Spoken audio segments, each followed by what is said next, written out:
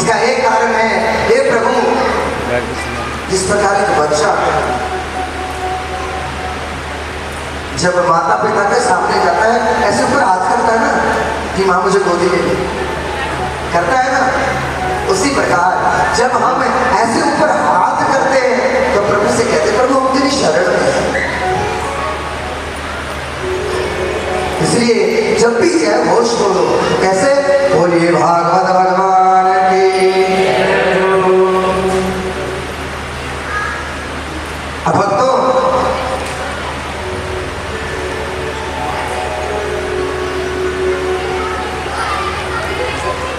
ब्रह्मा जी ने शास्त्रों को तोला तो कहते हैं ये कोई ग्रंथ नहीं बल्कि साक्षात कृष्ण की वांगमयी प्रतिमूर्ति है, यानी साक्षात कृष्ण है। अनेक शब्द में कृष्ण है। अब ऋषियों ने प्रश्न पूछा, हे सूची महाराज, इस कथा का प्रारंभ कहां से? प्रथम बार ये कथा किसने और किसको सुनाई?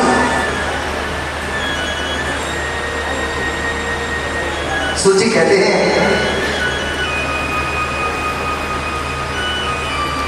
हे ऋषियों, सर्वप्रथम ये कथा सनकादि ऋषियों ने नारद मुनि को सुनाई। प्रभु कितने दिन में? 7 दिन में। अरे स्वामी, नारद मुनि तो कहते हैं कि एक घड़ी से ज्यादा कहीं रुक भी नहीं पाते। नारद मुनि एक घड़ी से ज्यादा कहीं नहीं टिक सकते, तो किस प्रकार 7 दिन तक लगातार बैठकर उन्होंने कथा सुनी।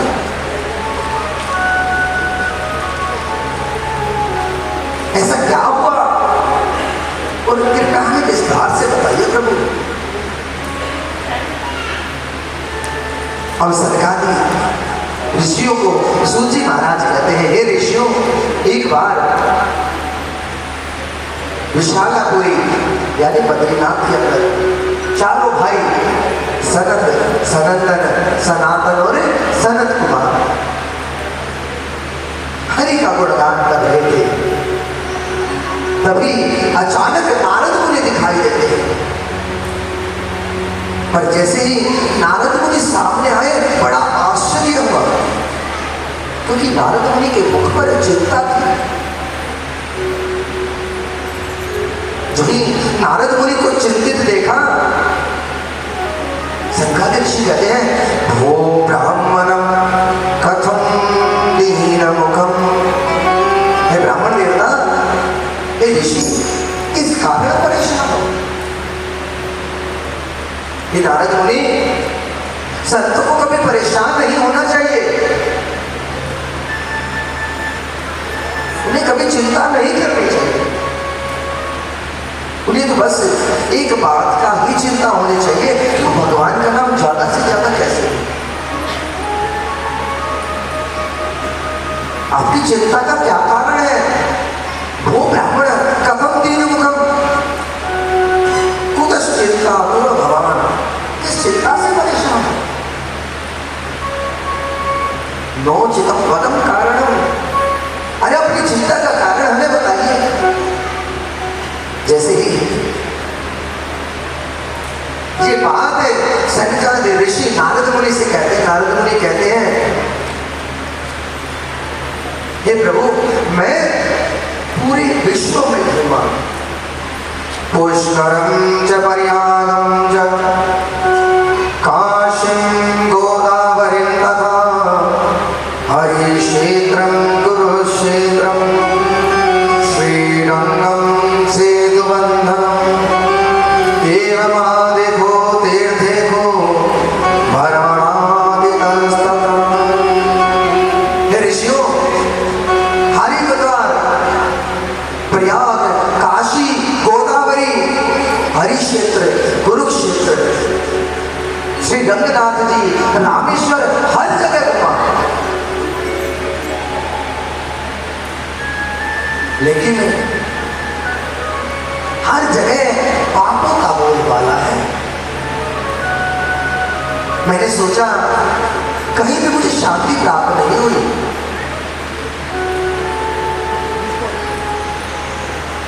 कहीं भी शांति नहीं मिली। फिर मैंने सोचा संतों के पास से शांति मिली। लेकिन जैसे ही संतों के पास पहुंचता हूं तो क्या देखता हूं, पाखंड निर्वहा संत। संत भी पाखंड से ग्रसित है। तो पाखंड अर्थात पापस्य खंड इति पाखंड, जो पाप का एक भाग है। आप खुद देख रहे हैं, न जाने कितने संत किस किस कारणवश जेलों के अंदर पड़े। हर व्यक्ति कोई ना कोई पाखंड का सहारा लेकर, हरि नाम तो दूर दूर तक उनके पास है, भगवान का भजन नहीं करते, बस धन संचय की इच्छा करते। कहने को संत है। देखिए, संतों की निंदा नहीं करनी चाहिए। मेरे प्रभु कहते हैं कि संत ब्राह्मणों की रक्षा के लिए ही अवतार लेता, लेकिन संत भी आज के समय ऐसा वेश धारण करते हैं और पापों का सहारा देते हैं। प्रभु जाता हूं, देखा अन्न से भरा ट्रक जा रहा है। पूछा महाराज कहां जा रहा है? तो किसी ने बताया हलारी बाबा के आश्रम में जा रहा है। सबसे अच्छा प्रवचन मोनी बाबा कर रहे हैं, नाम है मोनी बाबा, और प्रवचन कर रहे हैं। बच्चे घूम रहे थे। मैंने पूछा किसके बच्चे? तो किसी ने बताया ब्रह्मचारी बाबा के बच्चे घूम रहे हैं। ऐसी स्थिति है सबकी। फिर मैंने सोचा कि गृहस्थों के पास क्या पता शांति प्राप्त हो जाए, क्योंकि भक्तों गृहस्थ से बड़ा भी कोई संत नहीं है जो पूरे परिवार को संभालता है, समाज को संभालता है और फिर भी भगवान का नाम लेता है। लेकिन गृहस्थों के घर में शांति कम, क्रांति ज्यादा थी। आज के समय में जो भी संतों के पास पहुंचा, रिश्ते नहीं सौदे हो रहे हैं। भक्तों, पहले रिश्ता किया जाता था ना, ये देखा जाता था जैसी लड़की वैसा लड़का। लेकिन आज के समय में क्या देखते हैं? अच्छा कमाता हो, बड़ी गाड़ी हो, बड़ा घर हो, बेशक एक आंख से दिखता गांव से, बेशक शराब पीता हो, रिश्ते नहीं हो रहे बल्कि सौदे हो रहे हैं। जहां सौदा पिट वहां पर विवाह। माता पिता की सेवा नहीं करते। न जाने कितने वृद्धाश्रम हैं जो भरे पड़े हैं। माता पिता को देखकर भी खुश नहीं।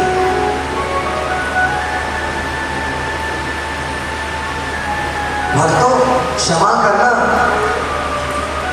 लेकिन व्यक्ति या माताएं या कोई पुत्र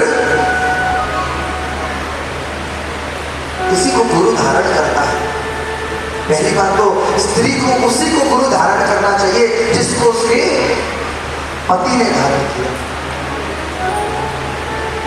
या प्रथम गुरु उसके लिए उसका पति है। एक पुत्र के लिए प्रथम गुरु उसके माता पिता है। गुरु नहीं, साक्षात ब्रह्म है। एक हमारे वन के अंदर एक साधु महात्मा तपस्या कर रहे थे। तपस्या करते करते कई वर्ष बीत गए। जब कई वर्ष बीत गए तो साधु महात्मा को सिद्धियां प्राप्त हो गई। एक दिन आंख बंद करके वृक्ष के नीचे बैठे गए। तभी एक बबूल और एक बबुली वृक्ष की डाल पर आकर बैठते हैं और आवाज करने लग जाते हैं। सुनकर साधु महात्मा को बड़ा क्रोध आया। टेढ़ी मुखोटी करके उन पक्षियों की तरफ देखता है और वो पक्षी तत्क्षण भस्म होकर भूधरा पर गिर पड़ते हैं। अब जो ही साधु महात्मा ने ये देखा, सोचने लगा मेरे अंदर तो बहुत ज्यादा तपोबल इकट्ठा हो गया। साधु महात्मा उस अभिमान को लेकर नगर के अंदर जाते हैं। नगर में प्रवेश करते ही एक द्वार पर जाकर अलग जगाते हैं, भवति भिक्षामदेहि। अंदर से कोई आवाज नहीं आई। दोबारा कहते हैं भवति भिक्षामदेहि। अंदर से एक स्त्री की आवाज आती है। कहते महाराज जी कुछ क्षण रुकिए, थोड़ा सा बैठ जाइए, मैं अभी आपके लिए भिक्षा लेकर आती हूं। महात्मा को अहंकार, कहने लगे तुम जानती हो मैं कौन हूं?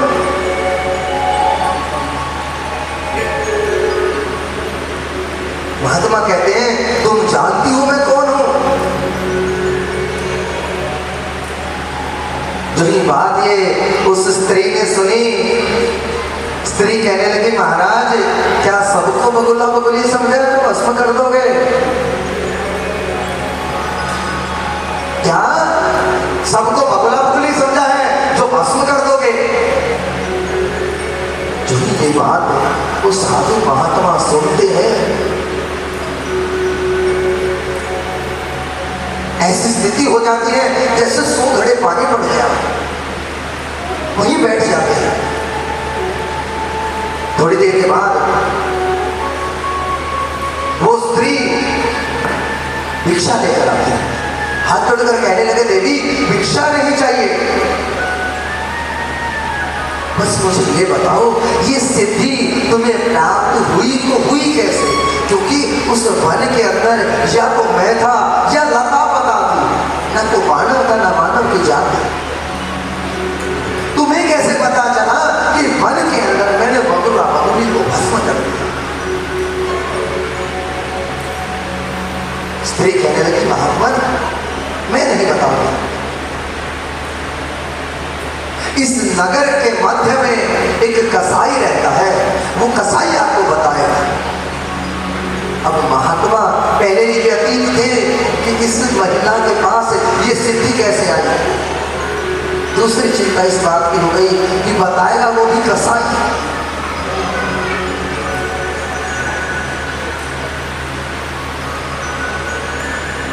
अब व्यक्ति की जिज्ञासाएं व्यक्ति को कहीं भी पहुंचा देती, वहां से दौड़ पड़ते हैं और नगर के मध्य जाते हैं। जो ही नगर के मध्य पहुंचे, जितना जल्दी हो सकता था उतना जल्दी, जब नगर के बीच में पहुंचते हैं तो उस कसाई को महात्मा आते दिखाई देते हैं।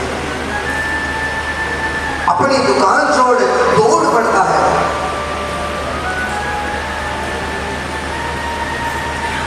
जाकर महात्मा के चरणों में गिर जाता है, दंडवत प्रणाम करता है।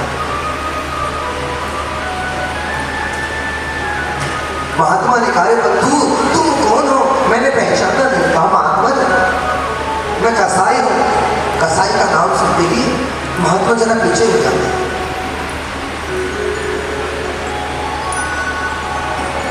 तुमने मुझे स्पर्श क्यों किया? अरे महात्मा आप वही महात्मा हो ना जिसे उस स्त्री ने भेजा है और आपने जंगल में बगुला बगुली को भस्म कर दिया।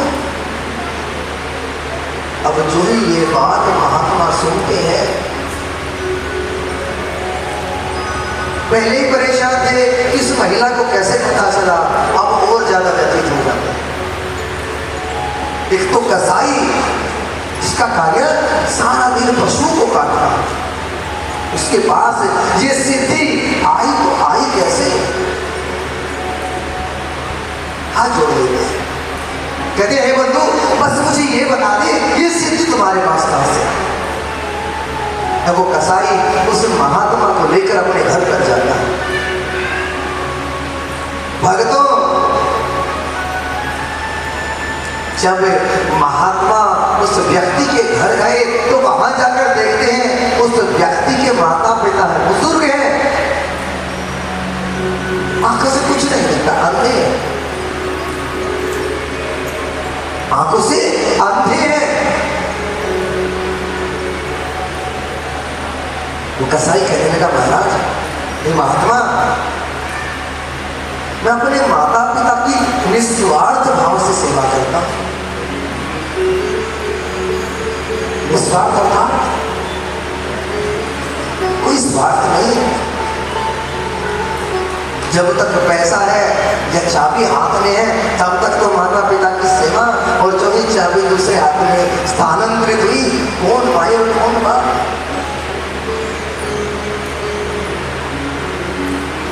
महाराज मैं निस्वार्थ भाव से अपने माता पिता की सेवा करता हूँ, इनके आशीर्वाद के प्रभाव से साक्षात परमेश्वर ने दर्शन प्रदान किए। और वो स्त्री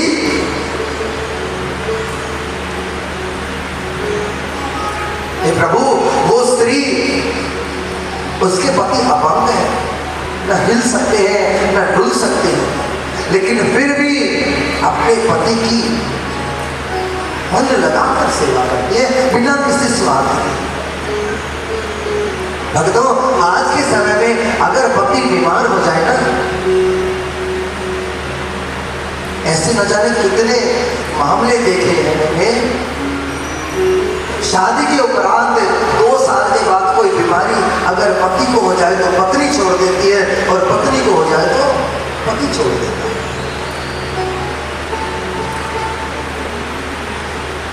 हे प्रभु, उस स्त्री ने अपने पति की निस्वार्थ भाव से सेवा की, इसलिए साक्षात परमेश्वर ने दर्शन दिए। अगर व्यक्ति अपने कर्म का अनुसरण करता है, उसका जो दायित्व है उसको पूरा करता है, वही व्यक्ति की पूजा है।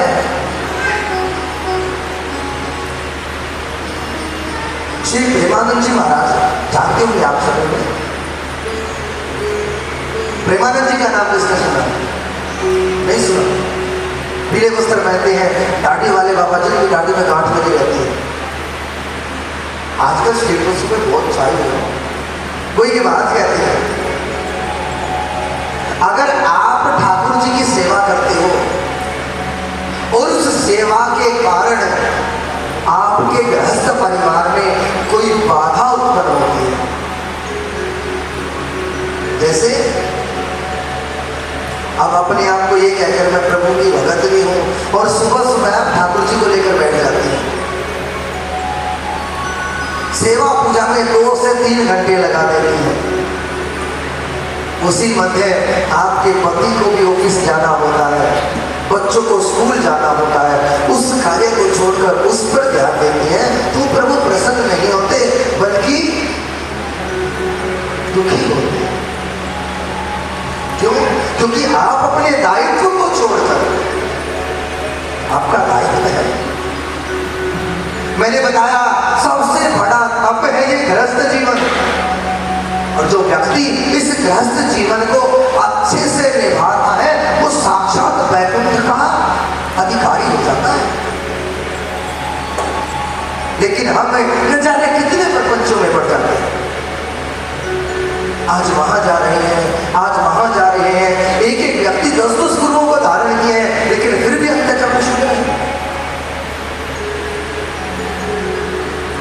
वैसे तो गुरु धारण है, प्रभु का भजन करते हैं, माला हाथ में है, लेकिन मुख में राम के नाम की जगह न जाने कैसी व्यथाएं निकल रही हैं। ऐसे ऐसे भजन करते हैं, 2 स्त्रियां आपस में बैठी हैं, भजन कर रही हैं, हाथ में माला है, अरे राम राम राम राम राम। अरे बहन मेरी बहुत बड़ी दिक्कत है। दूसरी कहती है, अरे पूछ मत मेरी का भी यही हाल है। व्यथाएं चल रही है, भागवत के अंदर बैठे हैं, कथा के मध्य बैठे हैं, हरि का नाम सुनाया जा रहा है, लेकिन ध्यान कहीं हो। ऐसा व्यक्ति, अच्छा दोष उसका भी है, ऐसे व्यक्ति के ऊपर उसके पाप हावी है। व्यक्ति अपने पाप और पुण्य के अनुसार अपने जीवन के फल भोगता है। सुख दुख सब कुछ उसके कर्म के अनुसार प्राप्त होता है। कि तुलसी भरोसे राम के, तुलसी भरोसे राम के, निर्भय हो कैसे। अनहोनी होनी नहीं और होनी है सो। तो वो प्रभु आपके भाग्य में आपके कर्म के अनुसार ही लिखते हैं। जो दुख है, ये संसार में प्रत्येक व्यक्ति दुखी है। कोई तन दुखी, कोई मन दुखी, कोई धन मिल रहत उदास, और थोड़े थोड़े सब दुखी, सुखी नाम को दास। एक व्यक्ति ऐसा है जो संसार में सुखी और दुख का कारण कौन है? हम स्वयं। हम स्वयं अपने दुख का कारण है। एक व्यक्ति है जिसके पास अपार धन है। देखो धन भी दो प्रकार का होता है। क्या जो नोट आपको दिखाई देते हैं वो समान होते हैं? नहीं, फर्क है। क्या फर्क है? एक व्यक्ति अपने दफ्तर से तनख्वाह लेकर निकलता है, तनख्वाह लेकर निकला, सबसे पहले एक मिठाई की दुकान पर जाता है। उस मिठाई की दुकान पर एक 500 का नोट निकाल कर देता है। उस नोट से एक मिठाई का डिब्बा खरीदता है। और भक्तों, जब आगे चलता है कि शराब की दुकान दिखाई देती है, फिर एक 500 का नोट निकालता है और शराब खरीदता है। क्या वो दोनों नोट बराबर हैं? बताइए, क्या वो दोनों बराबर हैं? नहीं। एक पाप वाला है, एक पुण्य वाला। एक नोट तो ऐसा है जो ऐसी जगह खर्च हुआ कि वो घर में मिठाई लेके जाएगा। अगर भगवान के भगत होंगे तो वहां क्या कहेंगे? बेटा भगवान को भोग लगा दे, प्रसाद बनकर बटेगा। और दूसरा, जब पीकर जाएगा पूरे घर में कलह होगा। ये निर्धारण करता है धन या वो पाप का है या पुण्य का। और जैसा धन होगा वैसे ही स्थान पर खर्च होगा। किसी ने कहा है कि तन की शुद्धि स्नान से, तन की शुद्धि स्नान से, धन की शुद्धि दान से, और मन की शुद्धि नाम से।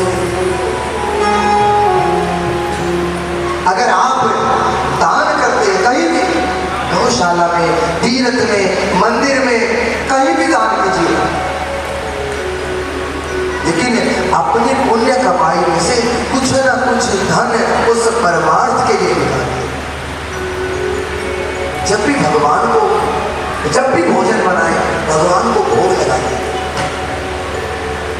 अगर हर वस्तु उस भगवान को अर्पित करके खाएंगे तो भक्तों कोई वस्तु नहीं बल्कि प्रसाद हो जाएगी। और प्रसाद खाने से कोई पाप नहीं बल्कि पुण्य लगता है।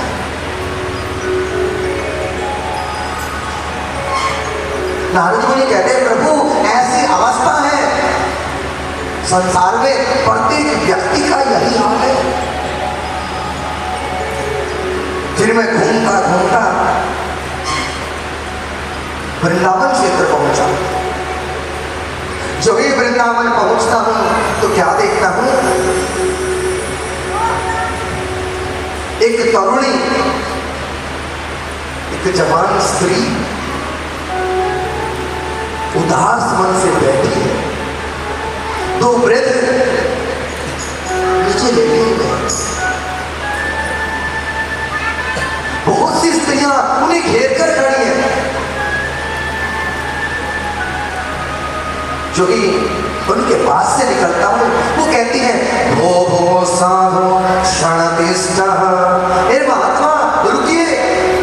उनकी आवाज सुनकर रुक जाता हूं। जब उनके पास गया मैंने पूछा कासी त्वाम, ये देवी तुम कौन हो? कहा वो ये दोनों बूढ़े पड़ी ये कौन है? कहा इमा, ये जो चारों तरफ स्त्रियां खड़ी है कौन? अब वो स्त्री कहती है अहम भगतिर देखा इमो में धनयो मनो ज्ञान वैराग्य नामानो काल योगे नजर। हे महात्मा, मैं भक्ति नाम से विख्यात हूं। मैं भक्ति नाम से विख्यात हूं और ये मेरे पुत्र हैं दो, ज्ञान और वैराग्य। मैं आपको अपना पूरा परिचय देता। मैं दक्षिण भारत के अंदर पैदा हुई, कर्नाटक में बड़ी हुई, महाराष्ट्र आदि प्रदेशों में कहीं कहीं मेरा बड़ा सम्मान हुआ, लेकिन जो ही उत्तर भारत में प्रवेश करती हूँ मुझे पाखंडों द्वारा खंडित किया जाता। मैं बूढ़ी हो जाती। और तो उत्तर भारत में कौन सा है? कौन सा? जहां हम रह रहे हैं ये उत्तर भारत है। भक्ति खंडित क्यों है? हाथ उठा दो तो प्रतिदिन मंदिर में जाता है। जो प्रतिदिन मंदिर में जाता हो कितने व्यक्ति हैं अपने आप देख लीजिए। कितने व्यक्ति हैं जो प्रतिदिन मंदिर में जाते हैं, लेकिन ये साउथ में यानी दक्षिण भारत में उनके दिन की शुरुआत ही नहीं होती जब तक वो भगवान के दर्शन ना करें। कभी साउथ में जाके देखो, भोजन तब बनेगा जब स्नान होगा और भगवान को भोग लगा दिया जाएगा, तब भोजन बनता है। जब भोजन परिवार खाता है, अतिथियों का सत्कार किया जाता है।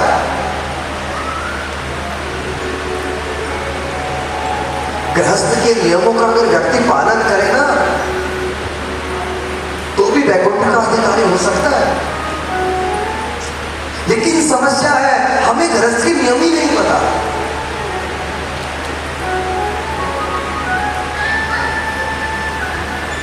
अगर बताओ तो ही कर पाए ना हमें किसी ने बताया। अगर कोई बताता है अच्छी बात नहीं, आदमी नहीं रहती।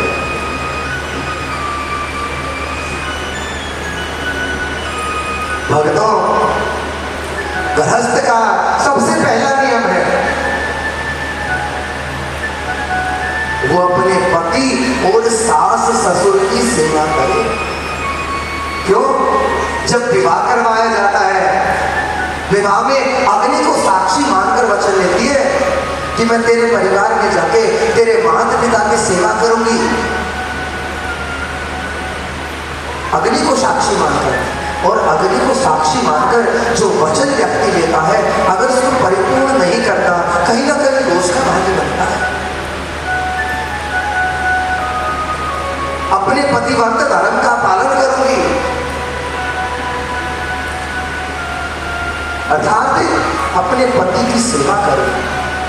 तो एक स्त्री के लिए सबसे प्रथम है अपने पति की सेवा करना, अपने सास ससुर की सेवा करना। उसके बाद घर में जो भी अतिथि आए उसका सत्कार करना। अतिथि कौन होता पता तुम्हें? तिथि न जिसके आने की तिथि हो न जिसके जाने की तिथि।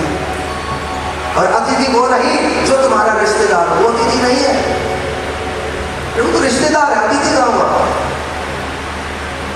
ऐसा व्यक्ति जो किसी भी कारणवश तुम्हारे घर पर आ जाए, किसी भिक्षुक के तौर पर तुम्हारे घर पर आ जाए, उसको भी तुम्हें सम्मान देना चाहिए। गृहस्थ का नियम है द्वार से किसी भी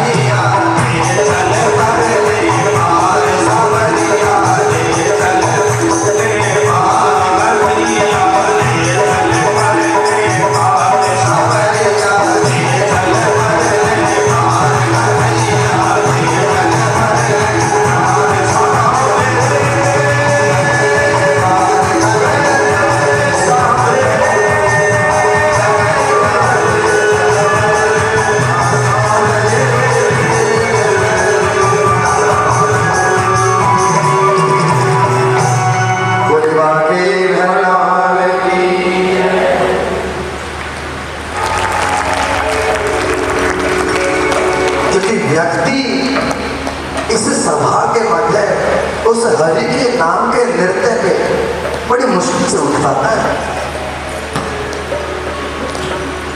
मिथ्या वचन नहीं है, गुरुदेव साक्षी है। कथा करने से पहले मैं खुद कथाओं में जाकर नृत्य करता था। आज भी देखिए, आपको व्यास की मर्यादा है नहीं कि वो नृत्य कर पाए, इस पीठ की मर्यादा है।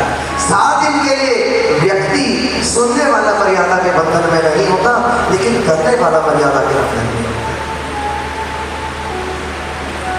और जब संतों की कृपा प्राप्त होती है तो ही व्यक्ति यहां से यहां पहुंच जाता है।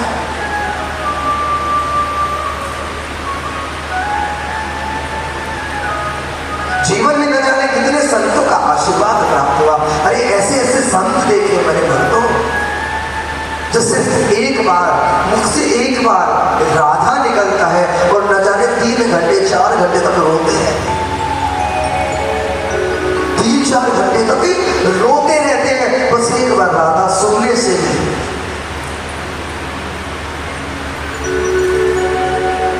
जिनके सानिध्य में कथा सीखी श्री 118 परम पूज्य श्री रुद्रगिरी जी महाराज, जिनके सानिध्य से दीक्षा प्राप्त हुई परम पूज्य शंकराचार्य श्री विश्वानंद सरस्वती जी, तो कृपा है संतों की जस पीठ पर आसीन है। विश्वानंद जी को सब जानते हो क्या? शंकराचार्य जी,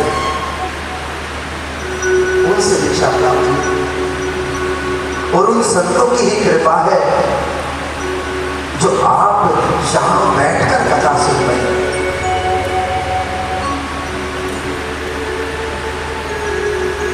अब कहते हैं हे प्रभु, हे सत्कादि ऋषियों, आपकी प्रभाव से ये ज्ञान और वैराग्य तो पुष्ट हो गए, लेकिन क्या ये कथा पापियों का भी उद्धार करती है? मानता हूं प्रभु, ज्ञान भी जागृत करती है, वैराग्य भी जागृत करती है, भक्ति भी जागृत करती है, लेकिन क्या व्यक्ति के पापों को भी नष्ट कर सकती है?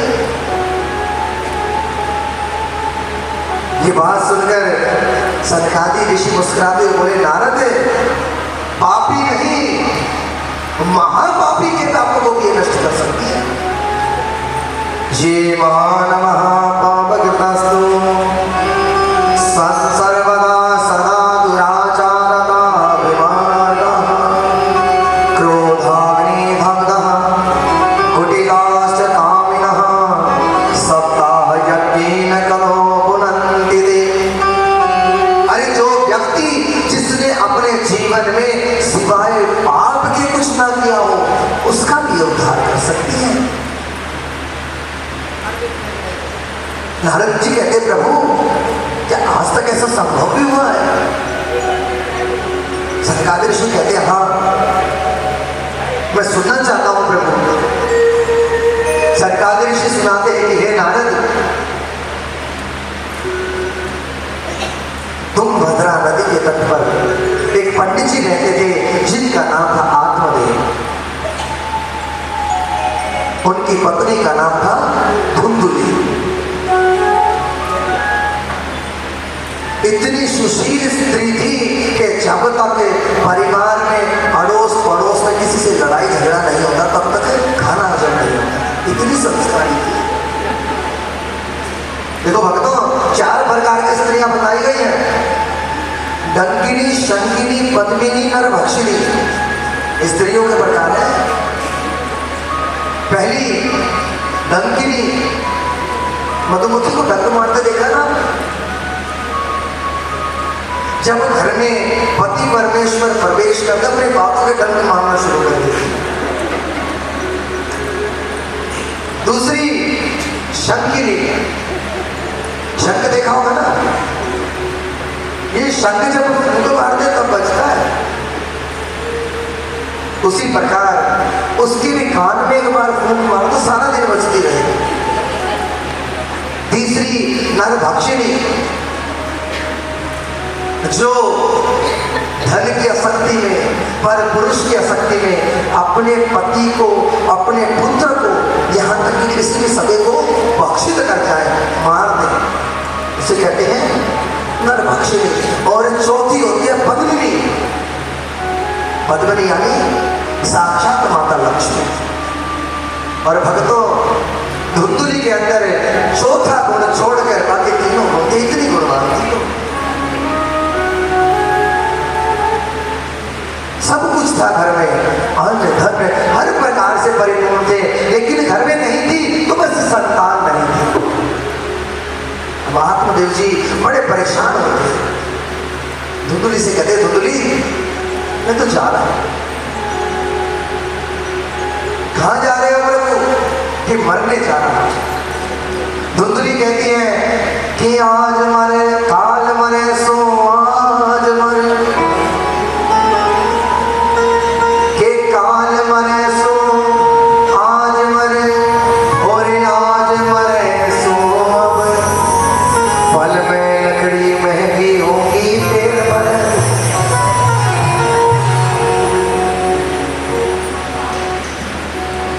अब आत्मदेव जी सोचते हैं इस संसार में जीने से अच्छा ना इस संसार में छोड़ो।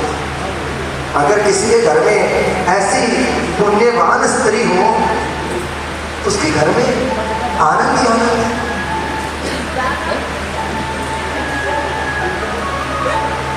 अब घर का परित्याग करके आत्मदेव जी चल पड़ते हैं। देखिए, व्यक्ति, हर एक व्यक्ति जिसकी संतान नहीं ना, संतान के लिए इधर उधर भटकता है। लेकिन क्या आपको विश्वास है कि संतान आपको सुख देगी? दुनिया धन इकट्ठा करती है, पूछो किसके लिए? बेटे के लिए, पोते के लिए, पर पोते के लिए, उससे अगली पीढ़ी के लिए भी। लेकिन संत कहते हैं कि पूत सपूत को धन संचय, पूत कपूत को धन संचय।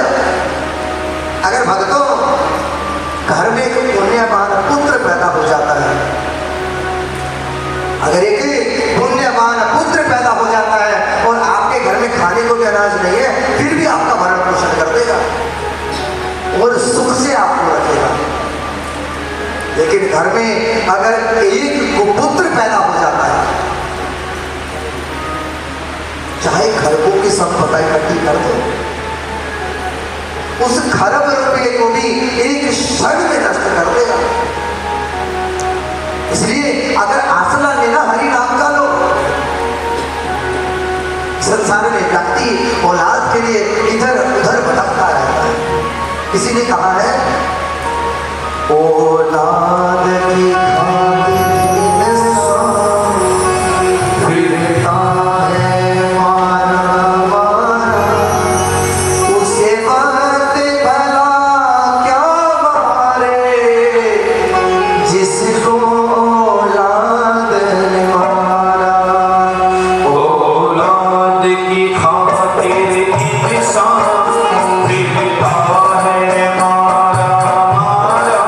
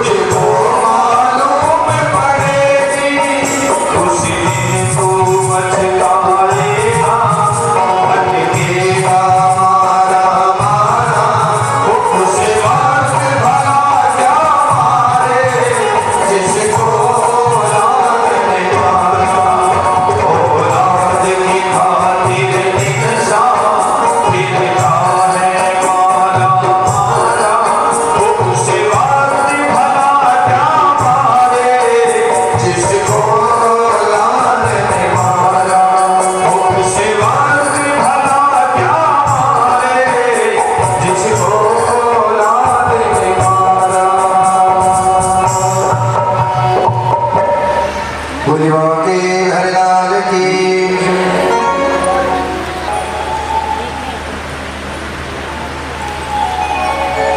अब आत्मदेव जी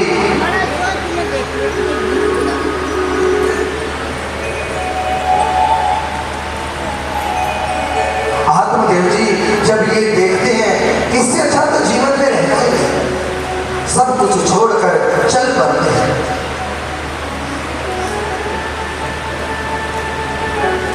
वन में गए,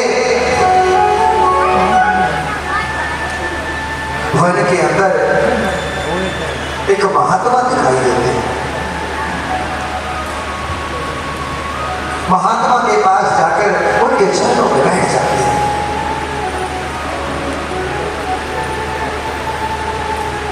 महात्मा कहते हैं विप्र, किस कारण उदास दिखाई दे रहे हो?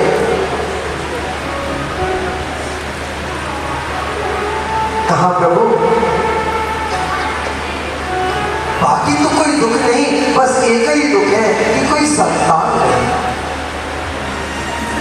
महात्मा ने समझाया, अरे ब्राह्मण देवता, राजा सगर के 7,000 पुत्र थे, क्या कोई काम आ पाया? अरे क्या करोगे संतान? भगवान का भजन करो, मुक्ति प्राप्त हो जाएगी।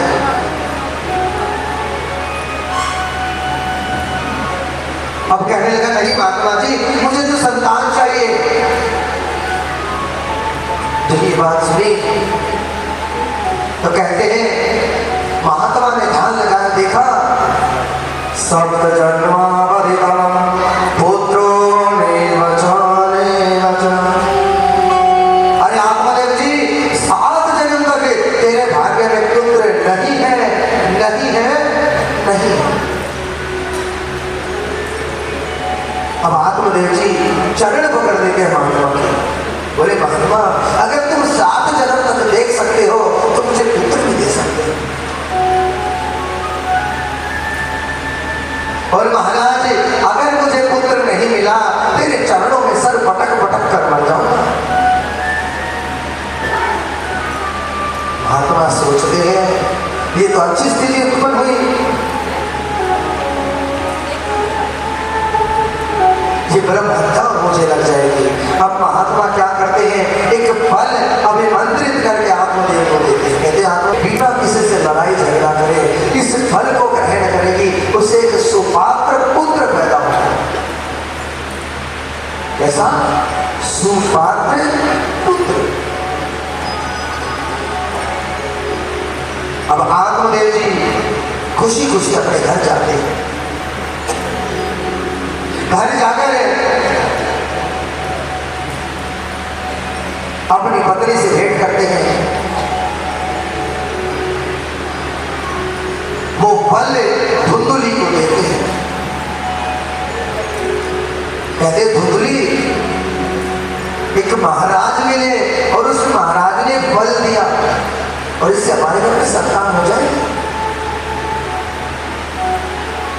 अब आत्मदेव जी तो फल देकर चले गए, लेकिन धुंधुली के मन में इच्छाएं जागृत हो गई। धुंधुली सोचती है, न जाने मेरे पति मेरे ऊपर क्या जादू टोना करवा रहे हैं, उस फल में बढ़वा कर लाए। तभी एक पड़ोसन आ जाती है। अब धुंधुली मुंह लटकाए बैठी है, बड़ी चिंता में है। पड़ोसन पूछते, रही बहन क्या हुआ? अरे बहन क्या बता? अरे पंडित जी एक फल लेकर आए हैं और कह रहे हैं उसको खाने से संतान उत्पन्न होगी। भला फल खाने से भी किसी को पुत्र होता है? पड़ोसन कहने लगे, बहन, अरे संतों के आशीर्वाद से न जाने क्या हो जाए, खा के देख रहे, क्या पता तेरे घर में संतान हो जाए। कहते, बहन बात तो ठीक कह रही है, लेकिन अगर मैंने फल खा लिया और संत की बात सत्य हो गई तो मैं तो गर्भवती हो जाऊंगी, और गर्भवती होने के बाद मेरे अंदर तो कमजोरी आ जाएगी। बहन घर का काम कौन करेगा? अब पड़ोसन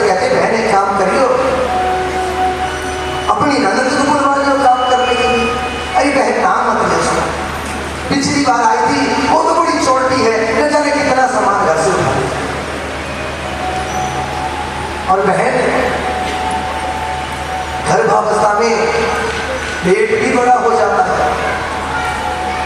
और अगर गांव में आग लग गई तो मैं तो जलकर मर जाऊंगी। अरे बहन ऐसा क्यों सोचती है? अरे चल आग ना लगे, अगर मान ले मैं कहीं जा रही हूं और रास्ते में डाकू मुझे पकड़ दे तो मैं तो मर जाऊं। अब पड़ोसन कह रहे कि बहन एक काम कर मत खा। अरे बहन ना खाओ तो पंडित जी गुस्सा नहीं होंगे, और संतान तो मुझे चाहिए। तो पड़ोसन कहते बहन खा ले।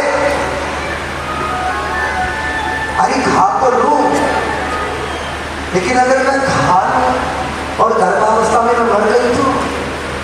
पड़ोसन बड़ी परेशान होगी। बहन तेरा मन करे तो खा और तेरा मन करे तो नहीं खाना तो अपने घर को जा। पड़ोसन अपने घर को चली जाती है। तभी धुंधुली की बहन आती है।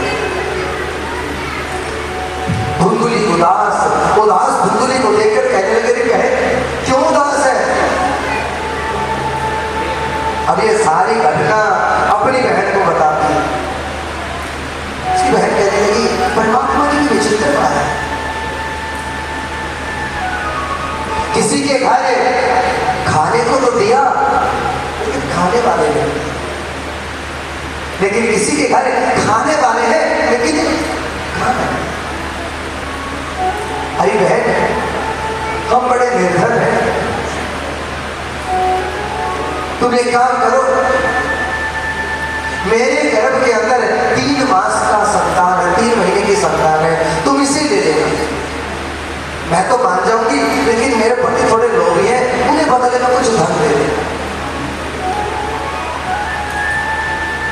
अच्छा बहन अच्छा तेरी कितनी संतानें हैं? जो अपनी संतान तो मुझे दे रही है, तेरे घर पे कितनी संतान है? उसकी बहन कहते बहन थोड़े ही है। कितने? ये 6 कम 15। अच्छा ठीक है बहन। अब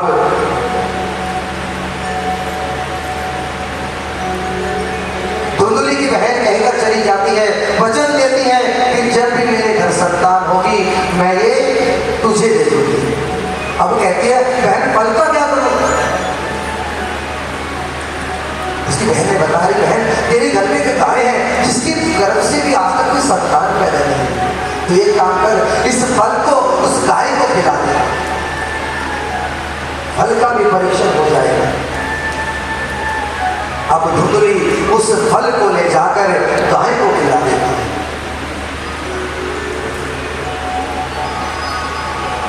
6 महीने बाद उसकी बहन के यहाँ पुत्र रतन पैदा होता है, वो उसे लाकर अपनी बहन को दे देती है। आत्मदेव जी बड़े प्रसन्न हुए, पूरे गांव में मिठाइयां बांट रहे हैं। ये भी भूल गए कि 6 महीने में संतान पैदा नहीं होती।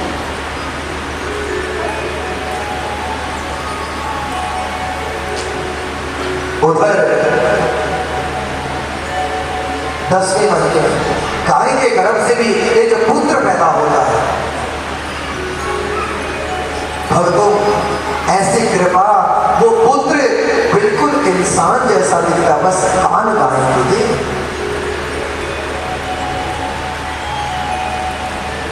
दुनिया कहने लगी बड़ी कृपा है, पहले तो आदमदेव जी के घर में कोई संतान नहीं थी, अब गाय के गर्भ से भी पुत्र पैदा हो रहे थे। नामकरण की बारी आई, नामकरण किया गया। गौ कैसे कान होने के कारण उनका नाम रखा गया गौकर्ण। क्या नाम रखा गया? गौकर्ण। आत्मदेव जी कहने लगे मैं आत्मदेव अपने पुत्र का नाम मैं रखता हूं परमात्मदेव। धुंधुली कहने लगे अच्छा प्रसव पीड़ा से ही मैंने गर्भ में रखा, मैंने नाम रखोगे तुम? मेरा नाम धुंधुली, मेरे पुत्र का नाम होगा धुंधुकारी। क्या नाम होगा? धुंधुकारी।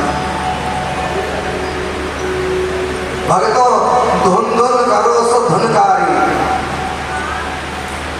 धुन जमा में कारी, यानी जो धुनने के लायक हो, पिटने के लायक, इसका नाम है धुनकारी।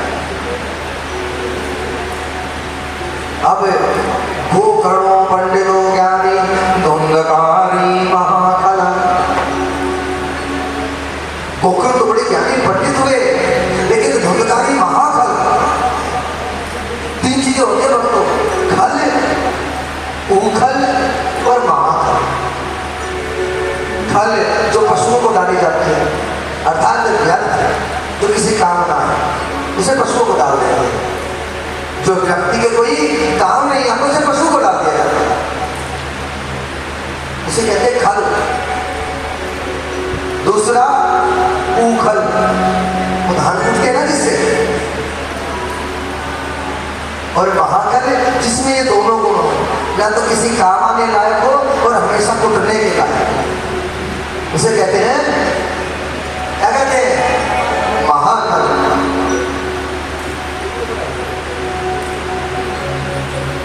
अब भक्तों,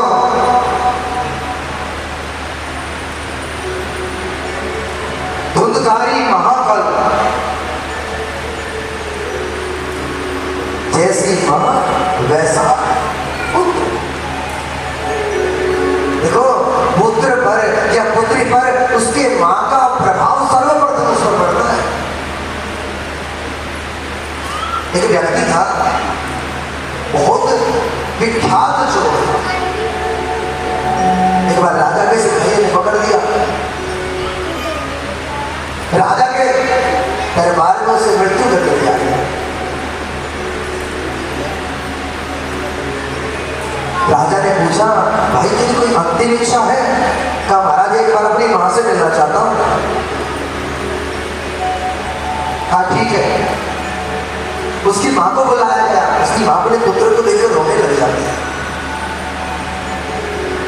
कहते, बेटा आखिरी समय में तूने मुझे याद क्यों किया कि मां एक बार कान में बताऊंगा। और कान को काट देता है, उखाड़ देता है बिल्कुल। अब ये बात राजा को पता चली। राजा उस व्यक्ति को दरबार में बुलाते हैं, उसे पूछा कि बेटा तुझे मृत्यु दंड दिया गया, तूने अंतिम इच्छा मां से मिलने की जाहिर की, लेकिन अपनी मां को कष्ट क्यों दिया, इन्हें क्षति क्यों पहुंचाया? वो व्यक्ति कहता, महाराज वो चोर, कि महाराज जब मैं छोटा था ना, तो पाठशाला से बच्चों के कॉपी पेन चोरी करके लाता। मेरी मां ने कभी नहीं डांटा, बड़ी खुश होती थी। फिर मैं पैसे चुरा गया और धीरे धीरे मैं एक विख्यात चोर बन गया। अगर मेरी मां उस समय मुझे दंड दे देती, मुझे मारती, क्या पता मैं आज मृत्यु के कगार पर। किसी भी बच्चे की पहली गुरु उसकी मां है, उसे दूध पीना सिखाती है, बैठना सिखाती है। और भक्तों, अगर माता पिता चोरी करते होंगे दोनों, तो 80% संभावना है कि पुत्र भी चोर ही बनेगा, क्योंकि व्यक्ति सबसे पहला गुण घर से ग्रहण करता है। अब धुंधकारी लड़ाई करता, झगड़ा करता, चोरी करता, बच्चों का सामान छीन कर बच्चों को कोई कहता था, इतना पापी था। जब व्यक्ति को तड़पते देखना, उसकी अंतरात्मा को शांति मिलती।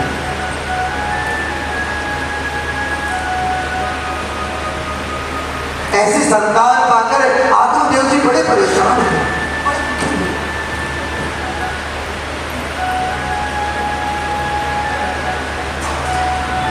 दुखी जिनसे एक दिन बैठे थे,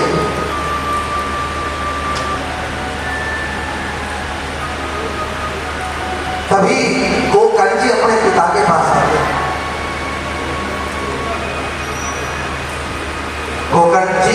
अपने पिता के पास आए, कहने लगे हे पिताजी,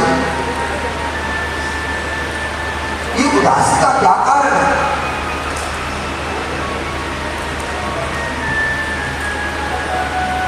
आत्मदेव जी कहते हैं पुत्र, बड़ी मेहनत करके, बड़ी पूजा करके संतान पैदा की, तो वो भी इसी पुत्र पैदा।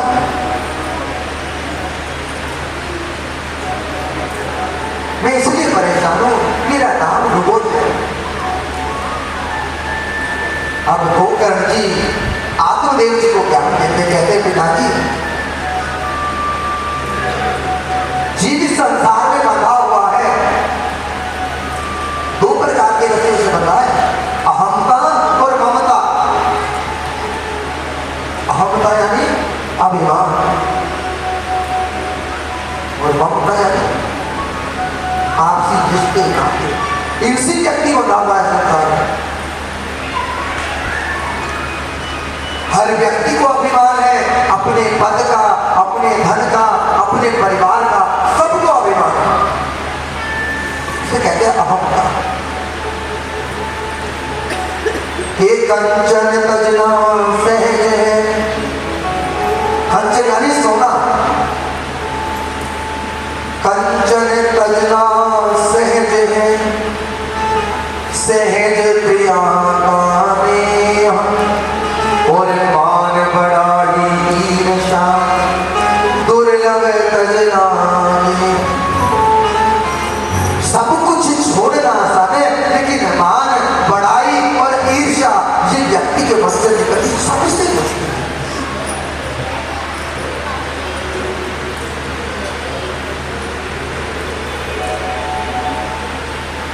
तुलसीदास जी कहते हैं, अब गोकर्ण जी ने कहा पिताजी, ये भौतिक शरीर है, क्षिति जल पावक गगन समीरा, पंच रचित यह अधम शरीर।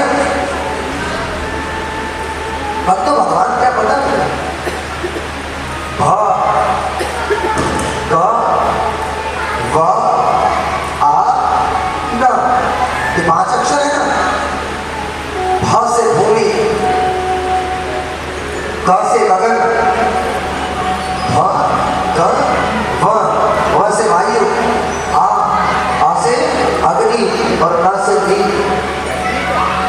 ये पंच तत्व हैं, इन्हीं के आधार पर निर्मित आपका शरीर। सो आत्मा सो परमात्मा।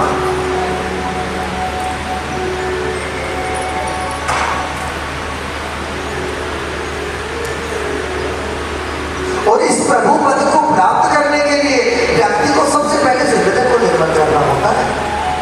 पिताश्री, जब तक हृदय निर्मल नहीं है तब तक उस प्रभु के लिए कोई स्थान नहीं है। अरे क्या आप किसी ऐसे घर में रह पाओगे जो पूरा घर गंदगी से भरा हुआ हो? क्या रह पाओगे? आया ना, मैं बताओ, रह पाओगे? तो तुम्हारे हृदय में प्रभु कैसे रह सकते हैं जिसमें पाप, ईर्ष्या, द्वेष, लोभ, लालच भरा हुआ हो? सबसे पहले इस हृदय को निर्मल करना होता है। जब ये हृदय निर्मल हो जाता है, इस हृदय में अपने आप प्रभु का निवास हो जाता है। और प्रभु को सबसे ज्यादा पसंद सरलता है। जो व्यक्ति जितना सरल होगा, मेरे प्रभु को उतना ही प्यारा होगा। एक महाराज जी थे, देखिए दृष्टांत के माध्यम से कथा समझाऊंगा, समझ में आए। एक व्यक्ति था, एक दिन में एक शेर भोजन करता था। कितना? एक शेर, और दिन में 3 बार भोजन करता था। ना कुछ काम करता था, ना कुछ धाम करता था। घर वाले बड़े परेशान होते थे।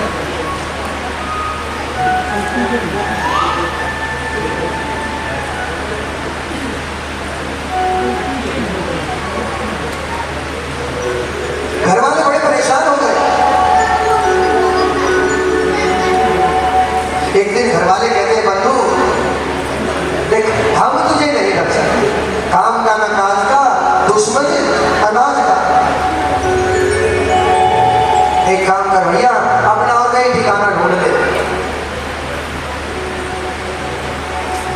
सरल इतना था, न हृदय में कोई छल था, न कपट था, न पाप था।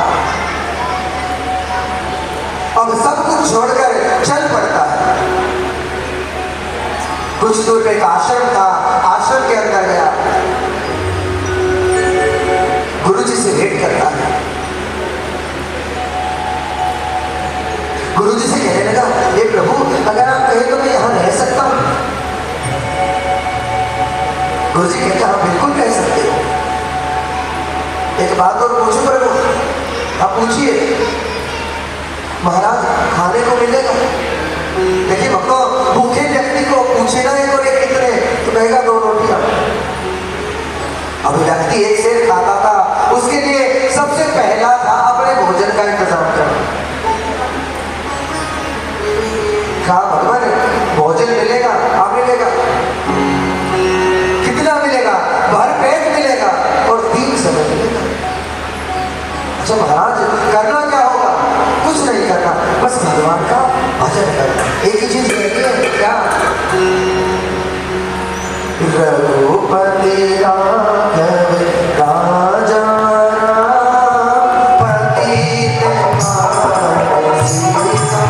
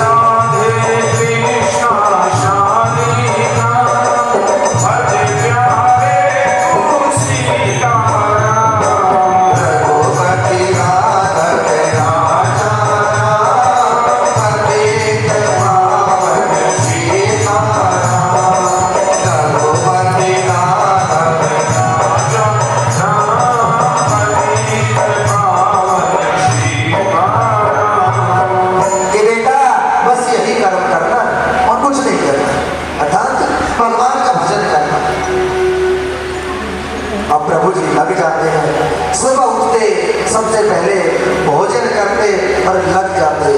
रघुपति राघव राजा राम, पतित पावन सीता।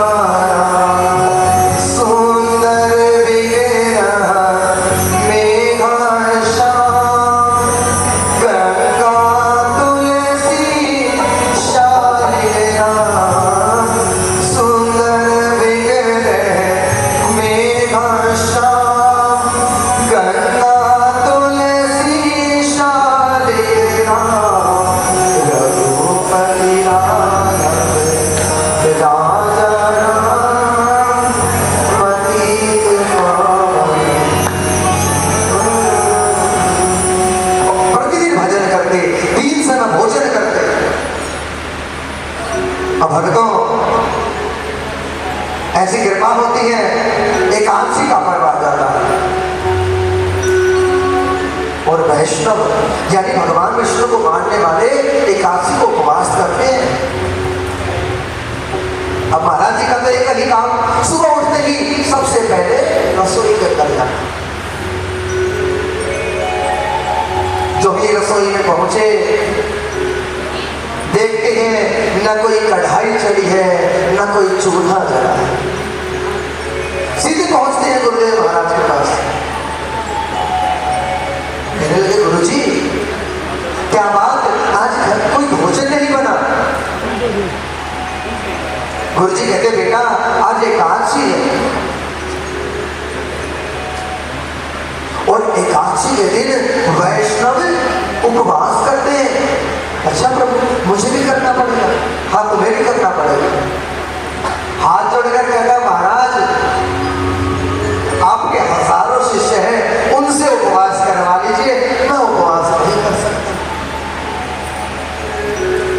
गुरुजी सोचते हैं कि किसी से जबरदस्ती कोई कार्य करवाना भी अच्छी बात नहीं। बोलिए वाके भगवान की। जिसने हाथ उठाया उसका तो ध्यान है बाकी।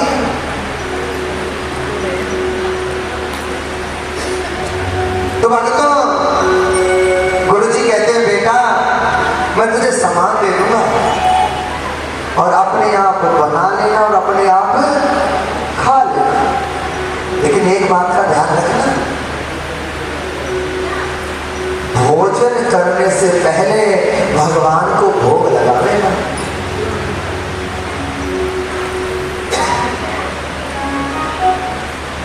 कि भोजन करने से पहले भगवान को भोग लगा लेना। कहा ठीक है। अब एक से आता उसके हिसाब से सभी सामग्री लेता है और ये पहुंचता है नदी किनारे। भोजन बनाना है, जैसा रूखा सूखा बनाना आया वैसा बनाया। भोजन करने के लिए बैठता है, याद आई गुरुजी ने एक बात कही थी कि भोजन करने से पहले भगवान को भोग लगा लेना।